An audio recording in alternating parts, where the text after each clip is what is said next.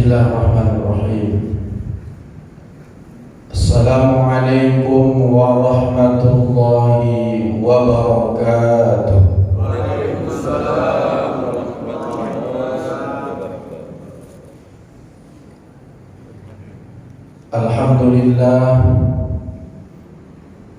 Alhamdulillahi ala ihsanih wa syukru lahu ala taufiqihi wa amtinanih.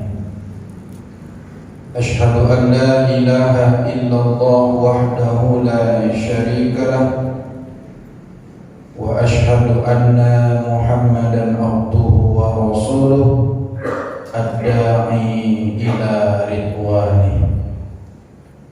Allahumma salli wa sallim wa barik ala sayyidina Muhammad wa ala alihi wa ashabihi ajma'in, amma ba'd. Subhanaka la ilma lana illa ma 'allamtana innaka antal alimul hakim. Rabbi shrah li sadri wa yassir li amri wahlul 'uqdatam min lisani yafqahu qawli. Allahumma arzuqna fahman nabiyyin wa hifdzal mursalin wa ilhamal malaikatil muqarrabin bi rahmatika ya arhamar rahimin. Bapak Ibu, orang-orang tua kami, hadirin wal hadirat, jamaah salat subuh dan kuliah subuh yang dirahmati dan dimuliakan Allah Subhanahu wa taala. Wabil khusus salam takzim saya kepada seluruh pengurus Badan Kemakmuran Masjid Jami' Asy-Syakirin. Mudah-mudahan kita semua senantiasa dalam lindungan Allah Subhanahu wa taala. Amin ya rabbal alamin. Bersyukur kita kehadiran Allah, shalawat dan salam kepada Rasulullah. Mudah-mudahan kita menjadi hamba Allah yang bertakwa, menjadi umat Nabi Muhammad yang telah akan mendapatkan syafaat. Amin ya rabbal alamin. Bapak Ibu, orang-orang tua kami, hadirin wal hadirat, jamaah yang dirahmati dan dimuliakan Allah Subhanahu wa taala. Alhamdulillah, subuh hari ini kita akan kembali melanjutkan kajian tauhid kita. Sifat yang ke-12 yang wajib bagi Allah Subhanahu wa taala, yaitu sifat basar atau melihat.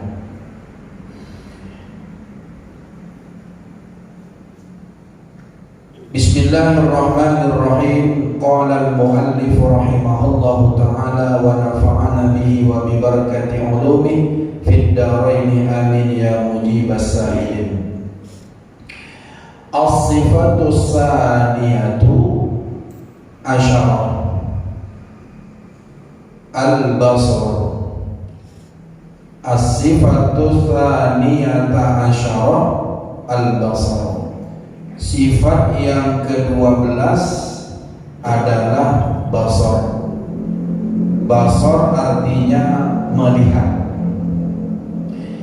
Yajibu lillahi ta'ala sifatul basar wa hiya sifatun qadimatun qa'imatun bidzatihi ta'ala, laysat bimaqlatin wala hadiqatin tankashifu lahu biha mubsiratuhu wa yastahilu alaihi ta'ala didduhu wa huwal ama. Wa dalilu ala dhalika annal ama naqsun wa naqsu ala Allah ta'ala alladhi awjada hadzal a'lama makmalan wa zayyana ba'da anwa'ihi bi ni'matil basari muhalun wa idza istahala alaihi ta'ala al-ama. Wajib bagi Allah Subhanahu wa ta'ala bersifat basar, artinya melihat. Berarti sifat yang wajib bagi Allah itu salah satunya adalah melihat. Jadi Allah itu melihat. Yaitu sifat yang qadim dan berada di dalam zatnya Allah Ta'ala. Tidak menggunakan bola mata dan kelopak mata, berfungsi menyingkap segala yang dapat ia dengar. Mustahil baginya kebalikan dari sifat basar ini adalah al-ama, buta. Dan dalil sifat basar ini adalah bahwasanya buta itu adalah sifat cacat. Dan sifat cacat bagi Allah Subhanahu wa Ta'ala yang telah menciptakan alam dan telah menghiasi sebahagian jenisnya dengan kemampuannya melihat adalah hal yang mustahil. Dan jika mustahil bersifat buta, maka Allah Subhanahu wa Ta'ala wajib bersifat melihat. Wallahu a'lam. Segitu dulu. Bapak Ibu orang-orang tua kami, hadirin wal hadirat, jamaah yang dirahmati oleh Allah Subhanahu wa Ta'ala. Sifat yang wajib bagi Allah yang ke-12 adalah basar, artinya melihat.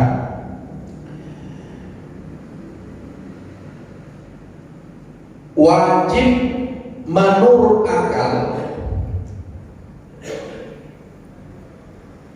bahwa akal itu tidak dapat menerima, akal sehat kita tidak dapat menerima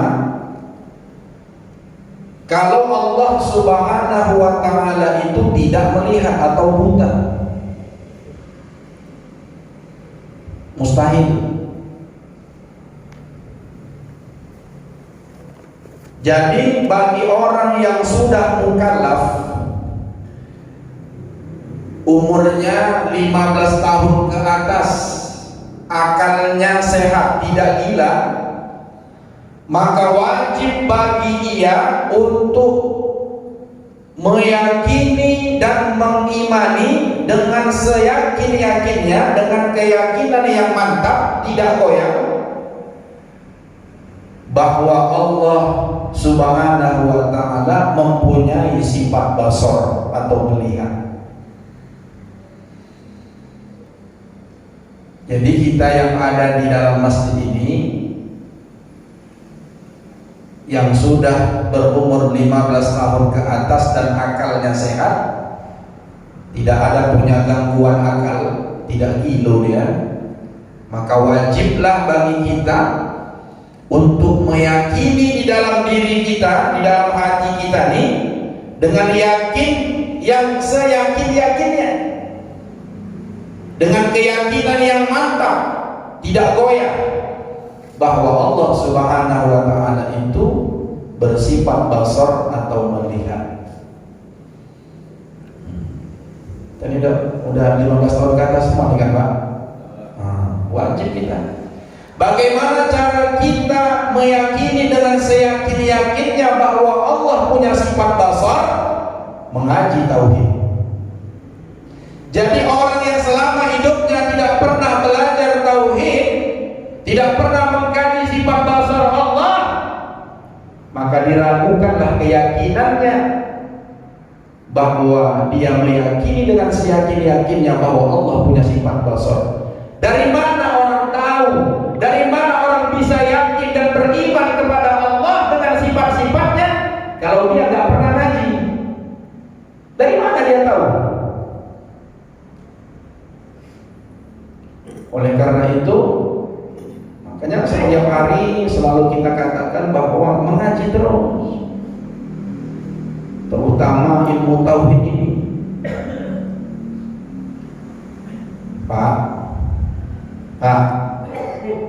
Pak, Bu, ibu-ibu itu 4 orang tadi menang suara. Pak, biar nggak ngantuk, ini udah mulai serius-serius ini.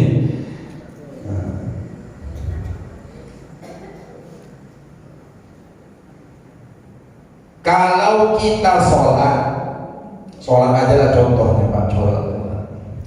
Kalau kita nggak makrifat, nggak kenal sama Allah, sama Tuhan kita, Sholat kita tuh gak diterima Pak.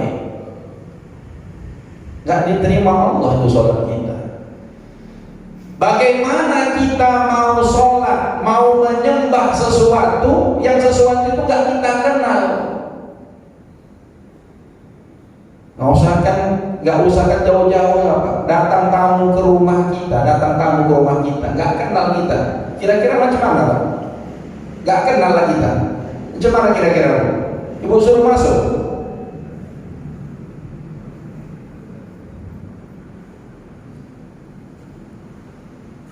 Nah, jadi subuh ini coba kita kaji tentang sifat basar, bahwa Allah itu melihat. Apa sifat basar itu? Nah, sifat basar itu dijelaskan dalam kitab Al-Husun Al-Hamidiyah ini, bahwa sifat basar itu adalah sifatul qaimatun bidzatihi ta'ala. Jadi sifat basar ini, melihat Allah Ta'ala ini adalah sifat Allah yang qadim. Qadim itu artinya tidak berpermulaan. Tidak berpermulaan itu artinya adanya itu tidak diawali dengan ketiadaan. Jadi basarnya Allah Ta'ala, melihatnya Allah Ta'ala itu sejak dulu, sekarang, dan akan datang, dan sampai kapanpun Allah itu melihat. Itu yang disebut dengan qadimatun. Saya ulang, sifat basar Allah itu qadimatun. Qadim artinya sifat Allah itu sejak dulu sampai sekarang dan akan datang. Allah itu basar, melihat. Beda dengan kita kan Pak. Kita melihat Pak, melihat apa yang Bapak lihat? Ustaz. Bu, Ibu melihat, nampak. Apa yang Bu nampak? Ustaz, pakai peci warna apa Bu?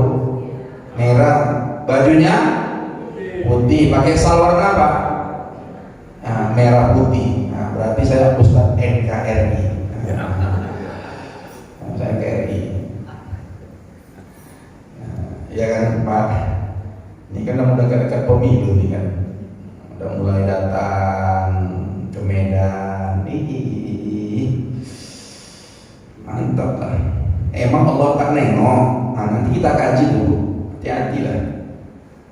Dah. Jadi sifat Allah itu qadim. Kemudian sifat Allah yang qadim ini melekat atau berada pada zat Allah. Kalau begitu Ustaz, yang dimaksud dengan sifat dan zat itu apa? Sifat Allah itu, sifat itu adalah sesuatu yang menempel pada zat. Sementara zat itu adalah yang ditempeli sifat. Contoh-contoh. Ini saya pakai apa tadi Pak? Bu? Peci. Peci saya warna apa? Warna merah, bukan PDI. Merah ini tanda berani. Kecuali ada gambar bantengnya ini kan. Ada gambar bantengnya Pak. Ini atau ini merah. Kompak kita tuh ya. Ada janjian kami kan. Tapi atau nampak baru ngaji nih. Terus atau ngaji tuh pakai peci merah itu biar kompak kan. Agak disorot sedikit Bang. Atau tuh biar masuk YouTube dulu. Ya, dah. Jadi sifat Allah basar ini melekat pada zat Allah. Sifat itu adalah sesuatu yang menempel pada zat, dan zat itu adalah ditempeli sifat. Seperti peci saya ini. Peci saya ini warnanya apa? Merah. Merah itu apa Pak? Zat apa sifat? Sifat. Sementara peci saya ini bendanya. Bisakah peci ini disebut dengan zat atau benda kalau nggak ada sifatnya? Ya nggak bisa. Itu yang disebut dengan sifat atau zat. Nah, melihatnya basarnya Allah Subhanahu wa taala ini tidak sama seperti melihatnya makhluk, nggak sama. Di mana letak tidak samanya Ustaz? Kalau kita manusia, makhluk ini melihatnya dengan perantara atau dengan alat. Apa alat melihat kita, Pak? Bola mata dan kelopak mata. Dan pada hakikatnya semua makhluk Allah termasuk kita manusia di hakikatnya tidak melihat. Kita diberi penglihatan oleh Allah. Coba Bapak teliti dulu, cari dulu di Google nanti. Cari profesor mana yang sudah bisa membuat mata. Tak ada. Tak ada. Ada Pak? Pernah dapat berita ada profesor bisa buat mata?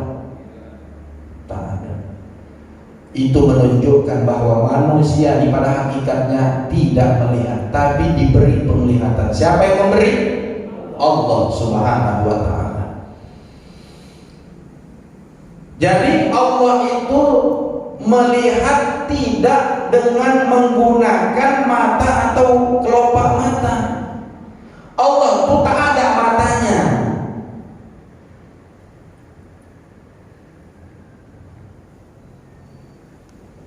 Jadi Allah Ustaz melihat pakai apa? Bagaimana Allah melihat? Kan gitu pertanyaannya kan Pak. Dalam kajian tauhid tidak menjadi urusan kita bagaimana cara Allah melihat itu. Tak ada yang tahu tuh, serahkan kepada Allah. Wallahu a'lam. Kita cuma cukup makrifat kepada Allah tuh, tahu kita, kenal kita dengan Allah itu, bahwa Allah itu punya sifat basar melihat, dan melihatnya Allah Subhanahu wa taala itu tidak sama dengan melihatnya makhluk. Makhluk melihat dengan menggunakan kedua mata dan kelopak mata, sementara Allah tidak demikian. Karena kalau Allah melihat dengan mata, berarti Allah sama dengan makhluk, dan Allah itu tidak sama dengan makhluk. Mana itu dia Pak? Yang keempat, al-mukhalafatu lil hawadis. Karena kalau Allah melihat dengan mata, mata kita ini kan terbatas Pak melihatnya. Terbatas enggak Pak? Maka salah satu ta'alluq daya operasi kerja sifat basar ini adalah ta'alluqnya itu bisa melihat segala sesuatu yang ada. Jadi penglihatan Allah, melihatnya Allah itu melihat segala sesuatu yang maujud, yang ada bisa dilihat Allah tanpa ada dibatasi ruang dan waktu. Jadi segala yang ada itu bisa dilihat Allah. Apa kira-kira yang ada Pak? Yang ada apa kira-kira? Kita ini ada? Ada. Berarti bisa dilihat Allah. Apalagi yang ada? Malaikat. Malaikat ada nggak? Ada. Bisa dilihat Allah, baik zat maupun sifatnya. Kita bisa melihat malaikat? Tak bisa kita lihat malaikat. Kadang-kadang malaikat datang ke rumah pun nggak tahu kita itu malaikat. Ya Bu, Ibu pernah didatangi malaikat? Mana tahu. Kalau sempat tahu Ibu pernah didatangi malaikat, apalagi malaikat Israel, merinding bulu-bulu. Oh, malaikat Israel itu Pak, dalam sebuah kisah terjadi pada zaman Nabi Sulaiman. Malaikat ini bisa dia berubah bentuk menjadi seperti manusia, bisa. Nah, mana Ustaz buktinya? Pernah terjadi di zaman Nabi Sulaiman, Waktu itu Nabi Sulaiman sedang duduk bersama salah seorang sahabatnya. Datanglah malaikat Israel berupa manusia. Datang dia, malaikat Israel. Kemudian malaikat Israel ini melirik dengan lirikan tajam kepada sahabat Nabi Sulaiman yang duduk di sebelahnya. Nengoknya pesimis, nengoknya macam bereng ini, Pak. Gitu kira-kira. Tapi taklah pula saya malaikat Israel. Jadi Bu, malaikat Israel itu Bu, diberengnya lah. Apa dibereng namanya, Pak? Diberengnya lah sahabat Nabi Sulaiman nih. Terkejut sahabat Nabi Sulaiman nih. Nggak lama setelah diberengnya ini, pergilah malaikat Israel nih. Pergi kemana? Entah kemana dia pergi lah. Habis itu ditanyalah sama sahabat Nabi Sulaiman nih, wahai Nabi Sulaiman, itu tadi siapa yang datang? Kok nengoknya ngeri kali? Kata Nabi Sulaiman, itu malaikat Israel pencabut nyawa. Oma, katanya, gawat aku nih. Kurasa dia mau dicabutnya nyawaku nih. Kata kawannya, kata Nabi Sulaiman, kurasa iyalah. Terkejut kawan. Lalu kata sahabat Nabi Sulaiman, wahai Nabi Sulaiman, minta tolong aku sama kau. Aku takut kali kalau seandainya betul-betul tadi malaikat Israel itu mau mencabut nyawa. Tolonglah aku, apa yang bisa aku tolong? Tolonglah aku, kau minta sama Allah. Kau ini kan angin, binatang dan lain-lain itu kan tunduk sama engkau. Nabi Sulaiman itu mukjizatnya bisa bicara dengan binatang, dengan semut bisa. Kemudian Nabi Sulaiman ini bisa memerintahkan angin. Jadi maksud kau mau yang mana? Minta tolonglah aku wahai Nabi, perintahkanlah kepada angin supaya aku diterbangkannya, dibawanya aku ke suatu negeri. Dalam riwayat itu Pak, dalam kisah itu disebutkan ada yang mengatakan ke India, ada yang mengatakan ke Cina. Bapak mau pilih yang mana? Cina apa? India. Jadi itu aja lah ya Pak. Bu, Ibu mau terbangkan kemana sama angin tadi? Hah? Ke Mekah? Mekah apa Mekah jadi? Bulan 12 sama saya ya Bu. Udah. Di bawah angin lah sahabat Nabi Sulaiman. Sampailah ke Cina. Sampai ke Cina sana, tiba-tiba malaikat Israel ada di situ. Gak banyak-banyak cakap, langsung dicabut nyawa sahabat Nabi Sulaiman. Kedepek, tarik mati. Pergilah malaikat Israel ini terbang balik menjumpai Nabi Sulaiman. Kata Nabi Sulaiman, kok kemarin lagi kok Iya Nabi, aku heran, kata Nabi Sulaiman. Kenapa kok heran?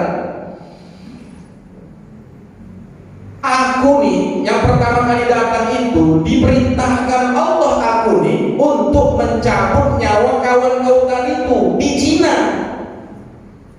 Tapi aku heran, kenapa kawan kau tuh di sini sementara aku disuruh Allah mencabut nyawanya di negeri Cina? Kok bisa ada di sini? Makanya aku bereng dia. Kira-kira gini Nabi Israel itu bilang, kawan nih, ini kan yang mau cabut nyawanya.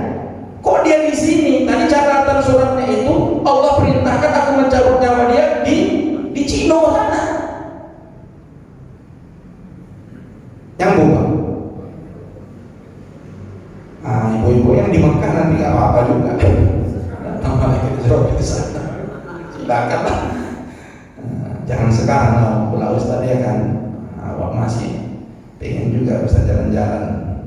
Begitulah Pak. Jadi malaikat itu bisa dia berubah, menyamar lah istilahnya dengan izin Allah. Jadi dari cerita tadi maksudnya apa itu Pak? Jadi mati itu tak bisa kita menghindar. Tengoklah tadi kawan tuh ya, takut dia mati, terbang dia ke Cina, karena takdirnya itu sudah di Cina.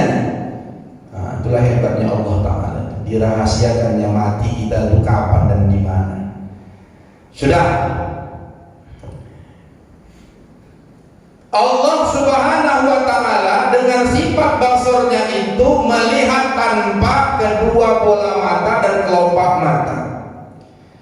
Kemudian sifat basar Allah ini berfungsi untuk menyingkap segala sesuatu yang dapat dia lihat, dia dengar, dan lain-lain sebagainya. Dan mustahil bagi Allah itu punya sifat kebalikan sifat basar, yaitu al-ama, buta. Jadi sifat basar Allah ini bisa melihat segala sesuatu yang maujud, baik yang bisa dilihat oleh makhluk maupun yang tidak bisa dilihat oleh makhluk. Semua Allah bisa lihat. Segala yang maujud itu Pak terbagi dua. Yang pertama yang wajib, dan kedua yang hadis, yang baharu. Seperti Allah bisa melihat zatnya sendiri, Allah bisa. Allah bisa melihat sifat-sifatnya, termasuk sifat basar Allah ini pun bisa dilihat oleh Allah. Bisa. Atau segala sesuatu misalnya yang baru, seperti kita manusia ini bisa dilihat Allah.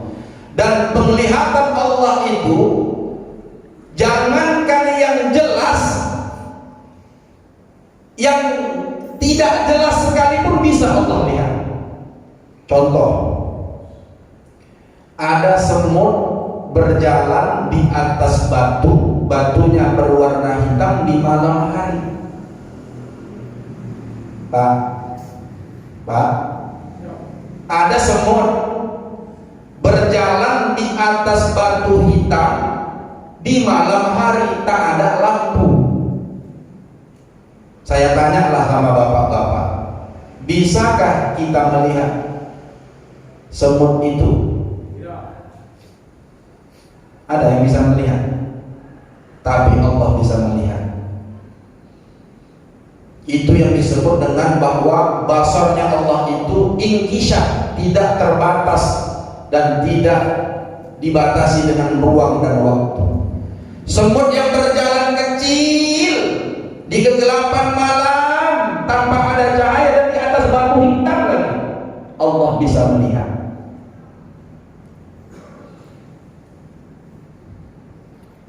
Kita habis sholat isya, PLN matikan lampu. Padahal suami kita tadi sebelum mati lampu di sebelah kita. Tapi karena mati lampu masih jam 8 habis sholat isya, Bang, abang di mana? Mana abang? Ambilkan dulu lilin, korek. Padahal tadi di mana bu suami kita? Sebelah. Dekat. Padahal dekat apa jauh Bang? Dekat pun tak bisa kita tengok karena tidak ada cahaya. Allah tidak begitu. Bagi Allah terang, gelap, samar-samar, remeng-remeng, podo wae. Terang, gelap, samar-samar, sama aja sama Allah. Allah bisa melihat. Dan mustahil bagi Allah itu buta. Kenapa Allah mustahil buta? Karena buta itu adalah kekurangan, sifat kekurangan. Dan mustahil kalau Allah itu tidak sempurna, kurang Allah, itu mustahil. Karena Allah adalah zat yang maha sempurna. Saya tanya sama bapak-bapak, ibu-ibu, Bu, ibu mau matanya buta? Bapak mau matanya buta? Tak usah kan buta. Betek mata aja udah heboh, kita akan ke apotek mencari insto. Kalau yang sudah katarak, sibuk nanti datang Jalan Iskandar Muda mau laser. Kenapa manusia tidak mau buta? Karena buta adalah merupakan kekurangan, dan mustahil bagi Allah kalau Allah itu buta, karena buta itu adalah sifat kurang. Nah, alam jagat raya ini, Pak, alam jagat raya kita ini kan yang menciptakan siapa? Allah. sempurna, dikasih hiasannya. Ada binatang, ada manusia, ada gunung, ada pohon, ada laut, ada ikan, semuanya ada. Dihiasi Allah dengan makhluk-makhluknya itu. Dan Allah memberikan penglihatan kepada seluruh makhluk-makhluknya. Maka mustahillah kalau Allah tak dapat melihat. Makhluknya saja bisa melihat, apalagi Dia yang menciptakan makhluk. Jadi jangan ragu lagi Pak, kalau Allah itu punya sifat basar, melihat. Dan yang perlu kita catat, Bapak Ibu jamaah yang dimuliakan Allah Subhanahu wa taala, bahwa basarnya Allah, melihatnya Allah Subhanahu wa taala ini tidak sama dengan penglihatan kita sebagai makhluknya. Tak terbatas Pak. Kita ini bisa melihat Bu, yang di sini aja yang bisa kita lihat. Ya kan Pak? Karena saya pun mata saya dua nih. Yang sebelah kanan ini kalau saya menghadap ke depan, yang dua yang kanan kiri ini tak terlihat lagi. Itu masih yang ada di sini. Tapi Allah Subhanahu wa taala, seluruh alam jagat raya ini bisa dilihat Allah. Bisa dilihat Allah.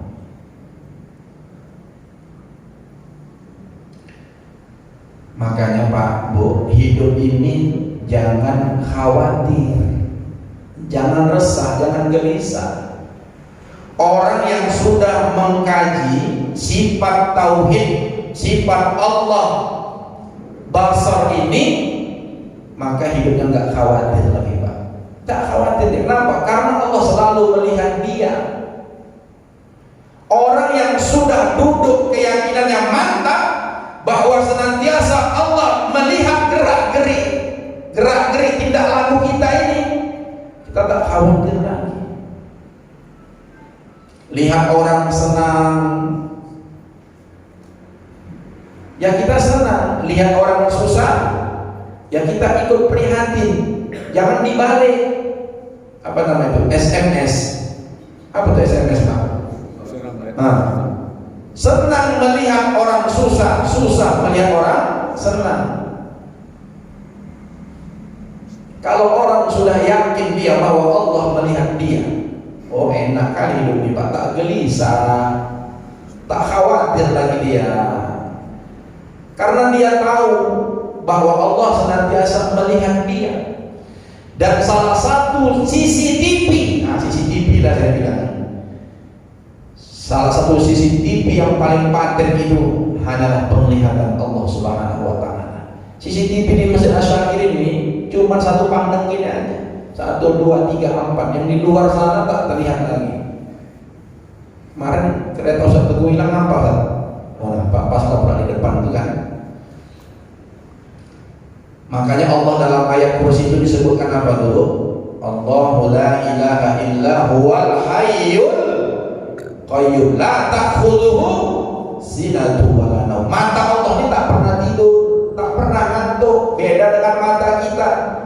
Jam 12 malam remeng-remeng lah itu kan mata kita kan.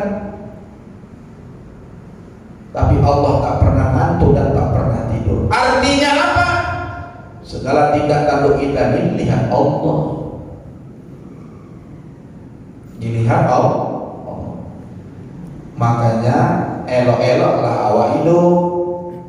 Ya Bu, elok-elok awak hidup. Jangan banyak tingkah. Jangan banyak tingkah. Yang elok-elok adalah apa? Yang elok-elok baik-baik adalah sholat awal, ngaji, baca Quran. Orang yang berbuat maksiat Bu, seperti misalnya dia selingkuh, ada laki-laki selingkuh atau perempuan selingkuh. Ketika dia selingkuh itu, dia meyakini itu bahwa tak ada orang yang melihat dia, dan dia beranggapan bahwa yang melihat itu hanya makhluk manusia. Yang laki-laki, kenapa dia berani selingkuh? Karena dia yakin bininya tak melihat dia.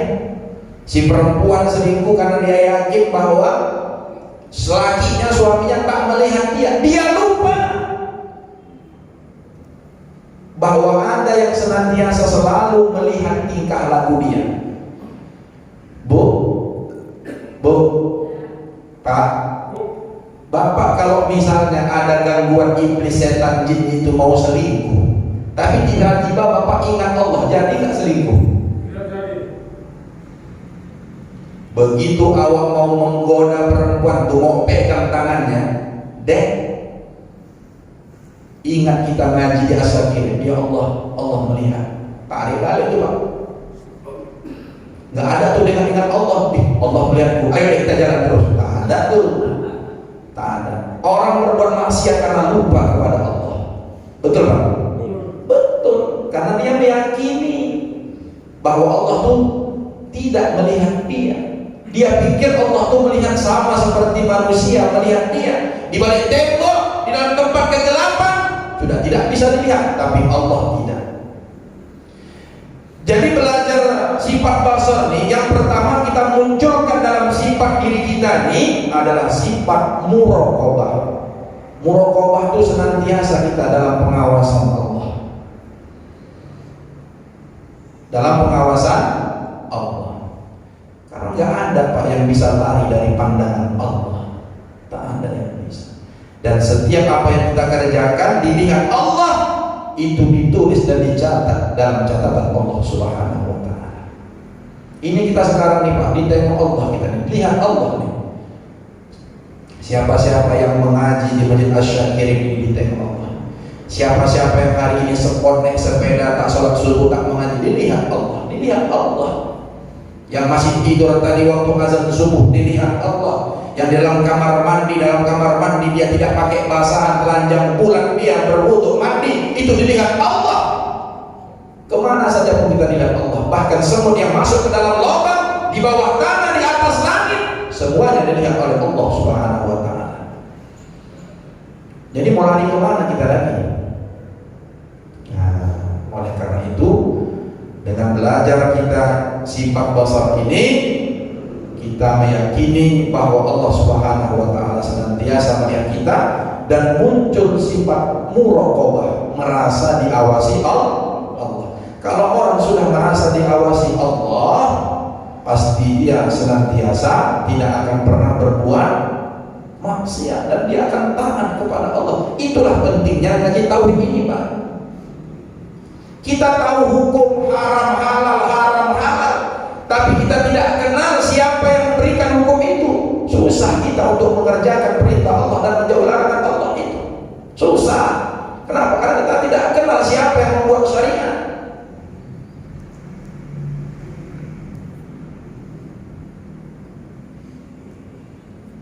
Kita duduk di kedai kopi. Kita buka lobeng kita supaya orang tidak kenal sama kita. Ngapain kita kedai kopi? Merokok misalnya. Kan kalau ustaz misalnya, mohon maaf saya, ustaz misalnya, kalau dia pergi ke kedai kopi, dia pakai baju singlet, dibukanya berobehnya, merokok dia, diangkatnya kakinya, kan orang nggak tahu dia ustaz. Betul kan Pak? Karena si ustaz ini merasa bahwa dia tidak dilihat Allah.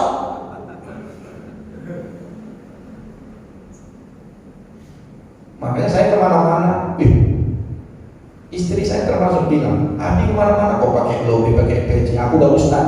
Loh, kami Pak diajarkan adab itu. Pakai tangan pendek aja pun saya dulu sama almarhum buya saya itu dilarang, dan guru-guru saya juga melarang. Dia bilang, Mahmud, kalau engkau sudah naik ke atas mimbar, tolong dijaga. Apanya dijaga Ustaz? Jangan sempat kau lagi pakai baju kaos pergi keluar rumah, ini kepalamu tak tertutup, apalagi main bola pakai celana pendek, jangan. Itu betul-betul dijaga. Jadi Allah tuh melihat kita. Jadi jangan sampai kita ini hidupnya merasa diawasi Allah Subhanahu wa Ta'ala. sifat basar yang kita kaji itu sudah kita tanamkan di dalam keyakinan kita. Selamatlah kita, selamatlah kita. Kemudian dengan belajar sifat basar ini, kita merasa diawasi Allah ini, maka akan diberikan Allah lah sinar atau cahaya itu ke dalam diri kita. Apa itu? Bisalah kita tidak untuk berbuat maksiat kepada Allah. Orang yang sudah yakin Allah melihat dia kemanapun dia berada, dimanapun dia berada, apa yang dia kerjakan, apa yang dia katakan, maka Allah akan membimbing dia untuk tidak berbuat maksiat. Terutama Pak, anggota tubuh kita yang 7 ini jaga Pak dari berbuat maksiat. Baru duduk ngaji basar itu, mana 7 anggota yang tubuh kita nih yang kita jaga nih Pak? Ada 7. Yang pertama kita mulai dari atas dulu. Mata 1, telinga 2, mulut 3, tangan 4, kaki 5, perut 6, mohon maaf kemaluan 7. Ini yang kita jaga dari berbuat maksiat kepada Allah. Mulut ini Pak, mulut. Hati-hati. Apakah ketika seseorang mencaci maki seseorang, memfitnah orang, menghibah orang, Allah tidak melihat dia? Dia lihat. Walaupun suara kita bisik-bisik, kita panggil tetangga rumah kita sebelah, kakak sini kak, kakak mau dengar kak, apa itu? Tapi ini rahasia kita berdua aja kak ya, cuman kita 2 yang tahu. Ibu-ibu, bu, jangan sempat ibu bilang sama kawan ibu, ini rahasia kita berdua, cuma kita 2 yang tahu. Yakin ibu, cuma ibu dengan kawan ibu itulah yang tahu omongan ibu itu, rusaklah akidah ibu. Maka jangan main-main dengan kata-kata ini Pak. Kan kita sering gitu kan bilang kan, sini loh, ini cuma kita 2 yang tahu. Cuma kita 2 yang tahu katanya. Cuma kita 2 yang dengar ini, cuma kita 2 yang melihat ini. Berarti tak putus ngajinya. Tak putus ngaji tauhidnya itu. Kadang-kadang kita itu suka mengeluarkan kata-kata yang padahal kata-kata itu sudah bisa merusak akidah kita. Banyak itu. Itu yang sering saya sebut kemarin kan. Semuanya tergantung yang di atas. Loh, yang tergantung di atas. Yang di atas itu apa? Lampu, plafon. Nah, itu ucapan-ucapan yang bisa merusak. Hati-hati. Dijaga betul mulut kita. Benci sama orang karena beda pandangan politik, jangan. Sekarang kan Bapak buka nanti medsos-medsos, komentar-komentar itu. Allah, Islam dia Islam, tapi mulutnya tak bergerak, tapi tangannya yang bergerak. Mencaci siapa lah tapi, misalnya mencaci zuriat Nabi, Habibana Muhammad Rizik Syihab itu. Ini hati-hati Pak ya. Bapak boleh setuju atau tidak terserah. Bapak boleh benci sama Habib Rizik, tapi saya tidak. Karena saya sudah tahu siapa beliau. Ini yang pembenci Habib Rizik ini, dia nggak tahu siapa Habib Rizik itu, karena dia nggak kenal. Dengan gampangnya mencaci, memaki, segala macam lah. Habib Rizik itu zuriat Nabi, keluarga Nabi, bapak orang Islam. Tiap hari sholat, salah satu rukun sholat apa Pak? Tahiyat, tasyahud akhir. Dan wajib bagi orang yang tasyahud akhir itu mengucapkan sholawat kepada Rasulullah. At-tahiyatul mubarakatus shalawatut thayyibatu lil assalamu alayka ayyuhan nabi wa rahmatullahi wa barakatuh. Asyhadu an la ilaha illallah wa asyhadu anna Muhammadar Rasulullah. Allahumma shalli ala sayyidina Muhammad wa ala ali sayyidina Muhammad. Mulut kita mintakan syafaat Nabi Muhammad, kita ucapkan salawat kepada Nabi Muhammad dan keluarga Nabi Muhammad, tapi tiap hari kita caci keturunannya. Wa ala ali sayyidina Muhammad, dan atas keluarga Nabi. Keluarga Nabi itu Habib Rizik itu keluarga Nabi, anak cucu keturunan Nabi Muhammad sallallahu alaihi wasallam. Tiap hari engkau sholat, engkau mintakan syafaat Nabi, engkau ucapkan salam kepada Nabi dan keluarganya, tapi engkau caci maki. Bagaimana mau datang syafaat Rasulullah itu kepadamu? Ketika Rasulullah hendak memberikan syafaat kepada engkau yang suka mencaci keturunan Nabi itu, apa kata keturunan Nabi nanti? Dia akan ngomong kepada atuk-atuknya itu, kepada Rasulullah, wahai atukku, ini orang dulu selama hidup di dunia, dia yang berkomentar mencaci maki aku sebagai anak keturunanmu. Jadi jangan main-main. Kalau kita nggak tahu tuh diam aja, tahu saya ikut-ikutan. Tahu saya ikut-ikutan.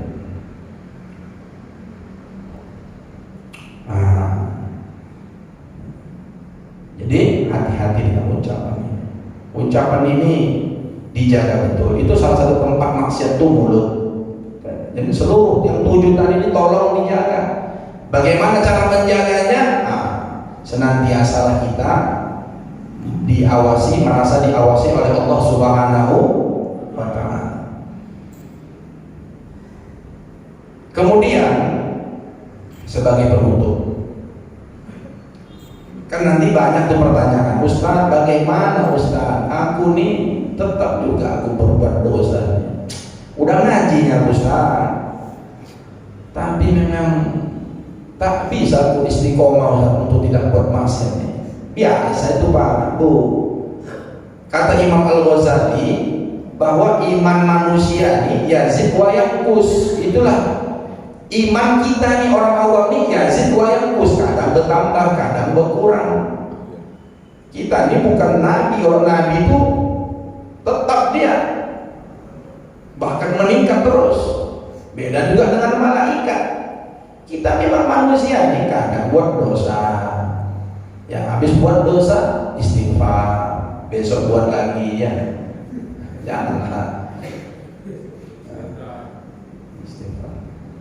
Dah. Saya kasih amalan mau Pak, supaya nggak buat dosa mau. Tapi janji dulu diamalkan. Mau Pak amalannya? Amalan supaya kita ini nggak buat dosa. Dosa yang 7 tadi. 7 tadi itu bisa kita dibantu Allah supaya kita ini tidak berbuat maksiat. Mau? Bapak misalnya kerja nggak nipu, jadi pedagang nggak kurangi timbangan, di kantor nggak suka jelek-jelekkan kawan kita sekantor, apa aja lah. Mau Pak? Tapi amalkan ya Pak. Nggak bisa Pak, saya tulis nih. Nanti kita bacakan sama-sama.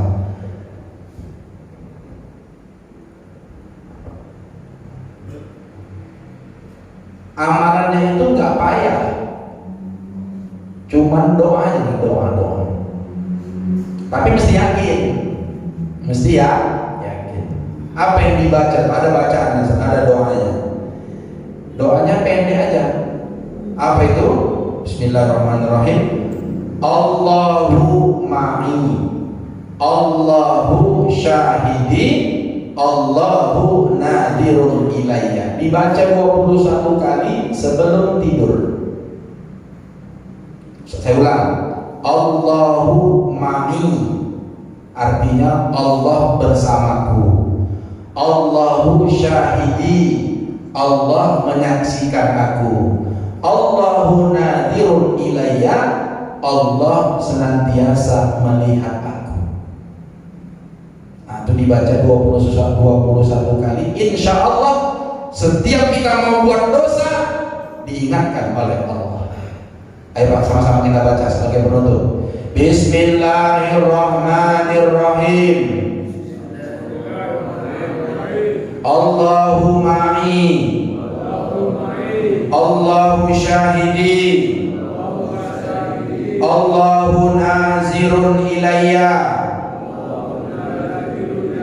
Doa satu kali sebelum tidur, amalkan insyaallah. Tapi masalah mengamalkan ini maleh awak mengamalkan ini. Apalagi sebelum tidur. Umat Islam ini banyak pemalas,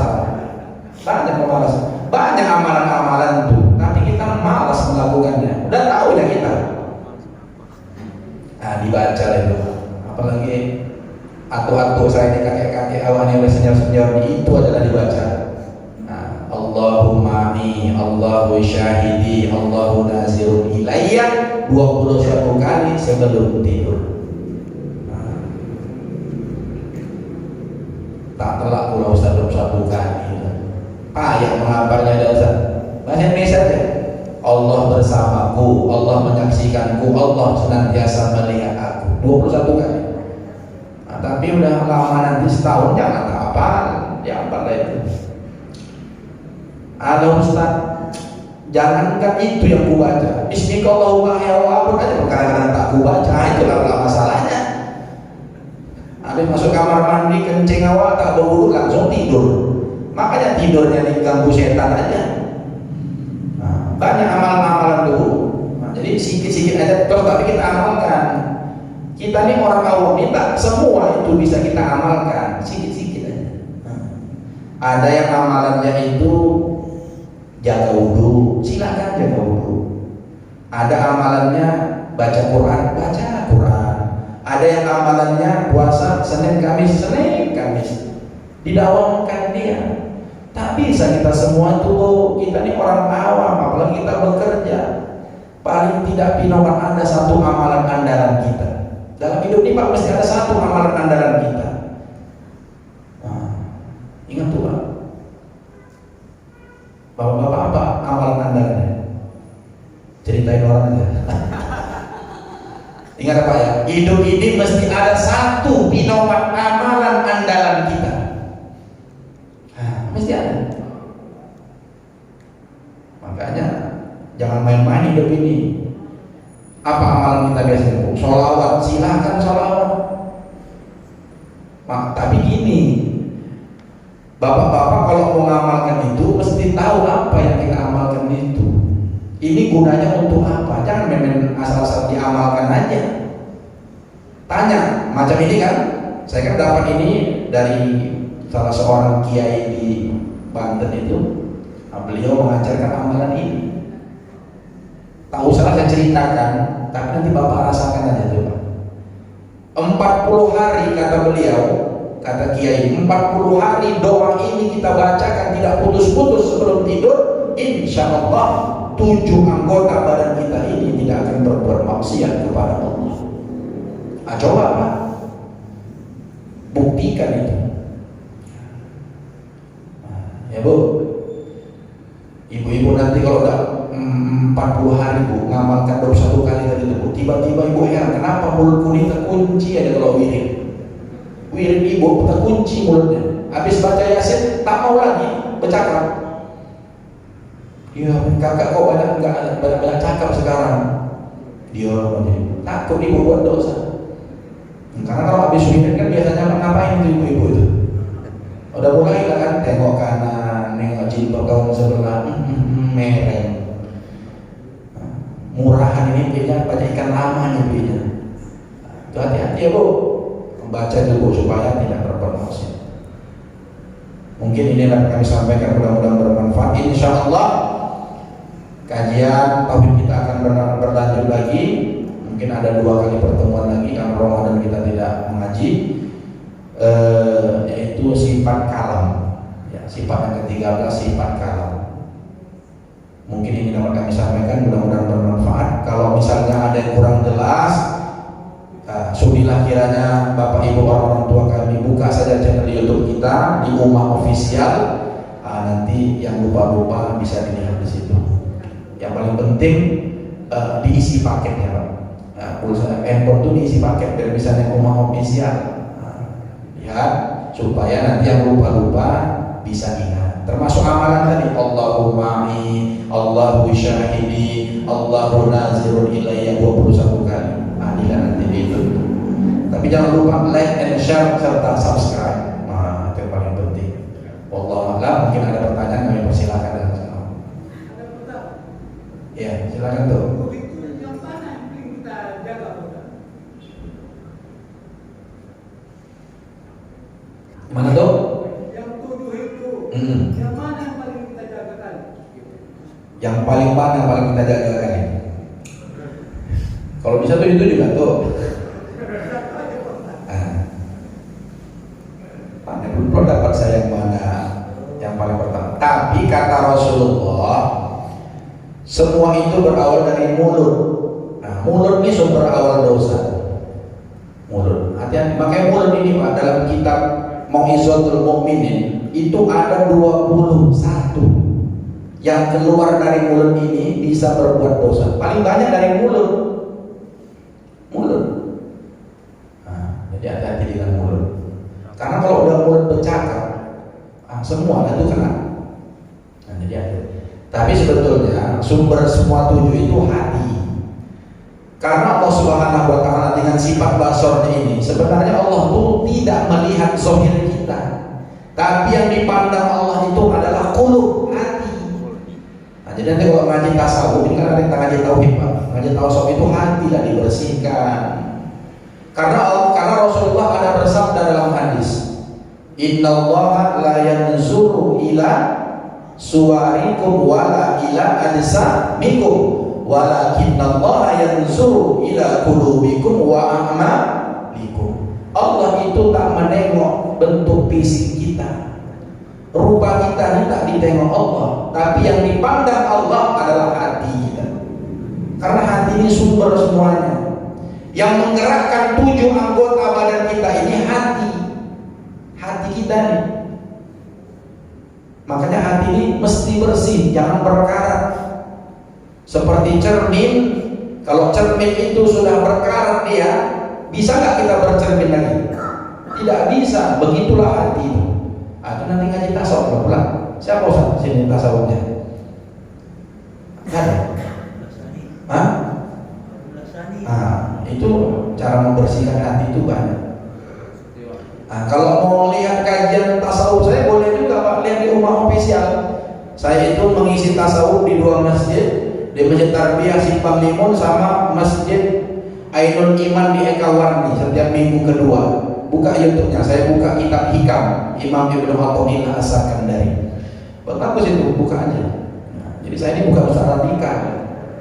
Walaupun tadi saya bela Habib Rizik, karena saya kenal, tahu biografi Habib Rizik itu Pak.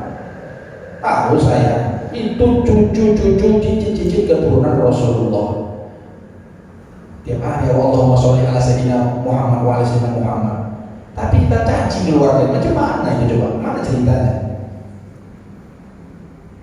Bapak misalnya punya anak-anak, bapak suka sama perempuan, suka perempuan. Tapi kita caci-caci, kita maki-maki, marah nggak bapaknya? Ya marah, nggak akan mau tuh dikawinkannya itu. Jadi jangan. Jadi gitu Pak ya. Jadi dari 7 tuh mana yang lebih utama? Mulut lah kira-kira. Mulut ini hati-hati ya, tapi sumbernya itu semua dari hati. Salah satu upaya kita Bu membersihkan hati ini banyak zikir, banyak zikir, banyak menyebutkan Allah, Allah, Allah, astagfirullah, astagfirullah, baca Quran, baca sholawat, baca yang tadi itu termasuk zikir membersihkan hati. Itulah alat pembersihnya, tak ada lain Pak, tak ada. Maka kalau bapak-bapak malas berzikir, alamatlah itu hati kita ini akan sakit. Zikir, banyak zikir.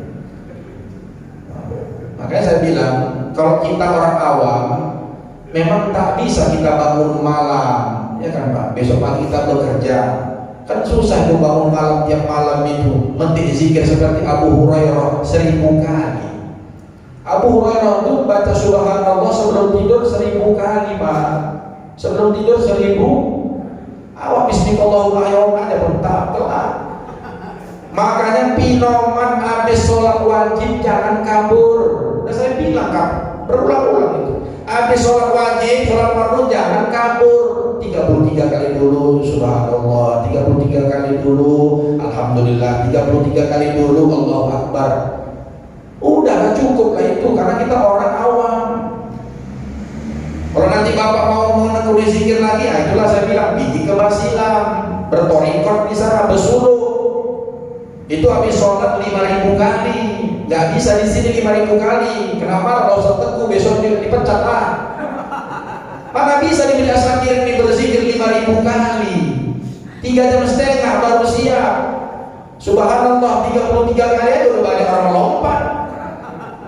Nggak bisa itu. Jadi pinauan kapan bu? Habis sholat duduk sebentar. Makruh pak. Kalau imam masih berzikir kita pulang, hukumnya makruh, bukan bid'ah. Bego. Masa dibilang bid'ah orang berzikir bersama-sama? Gak pernah dibuat di zaman Rasul. Emang kok hidup di zaman Rasul? Kau tahu itu Rasulullah gak berzikir, sahabat-sahabat gak berzikir habis sholat? Ya bu, berzikir. Khusyuk gak khusyuk tetap berzikir.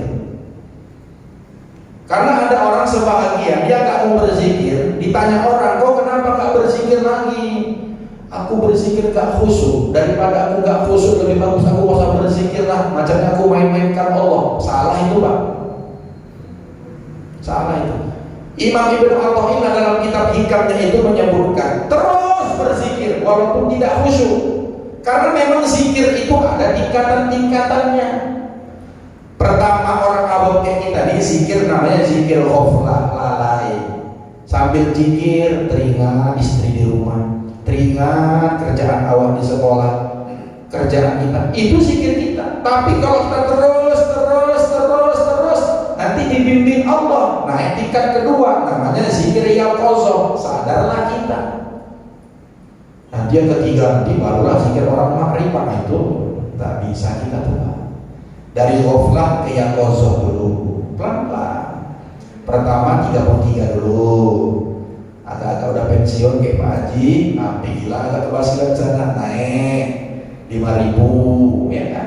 Pelan-pelan tuh membersihkan hati. Makanya jangan bapak jangan heran kalau kita tiap hari dengki aja bawaannya sama orang. Ya kan Pak? Kan penyakit hati yang paling gak enak kali kan dengki kan Pak? Nengok orang senang tuh paling gak suka kita. Hah? Apa ya? Mantap atunya. Ya Pak ya, banyak zikir. Sama itu Pak, kayak piring kita yang kotor, kita baru makan, piring kita kotor. Bersihkannya pakai apa Pak sekarang? Yang paling paten, sunlight kan? Iya. Kalau bapak-bapak siram aja pakai air hilang lemak-lemaknya? Enggak. Maka zikir itulah yang membersihkan hati kita. Dibasuh ya terus. Allah, banyak istighfar, astagfirullah. Dan banyak itu Pak, zikir-zikir itu bukan Allah saja, bukan la ilaha illallah, banyak. Yang mana saja amalkan. Amalkan. Yang penting ada satu amalan andalan kita. Aku Ustaz suka bilang Allah sambil jalan Allah. Makanya kalau bisa tasbihnya jangan lepas. Yang kecilnya aja bawa di kantong tuh. Bapak ngegrab, duduk sebentar Allah. Ini tasbih bukan bid'ah. Kalau bid'ah itu bid'ah hasanah. Sikit-sikit bid'ah pening kali awalnya. Ada di sini orangnya tobat. Iya, ada orang yang tobat aja Pak. Iya, wallahu a'lam. Ada lagi Pak? Silakan.